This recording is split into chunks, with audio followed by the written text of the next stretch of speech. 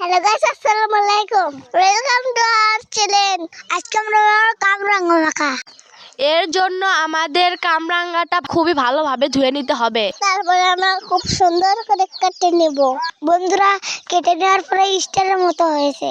কেটে রাখা কামরাঙ্গাগুলো মশলা দিয়ে খুবই ভালোভাবে মেখে নেব।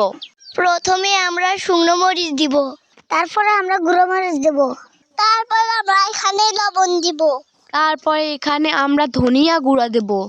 তারপরে এগুলো মশলা আমরা ভালোভাবে চটকে নেব। এমন ভাবে চটকালে যেন মজা হয়। চটকানো হয়ে গেলে এখানে খাঁটি সরিষার তেল দিবে, বুঝেছো? খাঁটি সরিষার তেল। তারপরে এখানে আমরা কাসুন্দি দিব।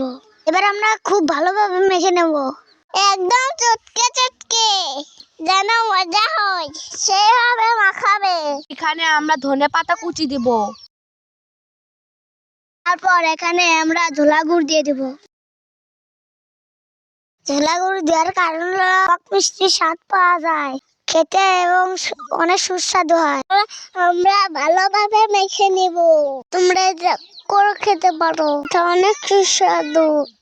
তারপরে এটা তোমরা পরিবেশন করে নেবে। বন্ধুরা দেখো, এটা কি সুন্দর হয়েছে। ওয়াও, এটা অনেক টেস্টি।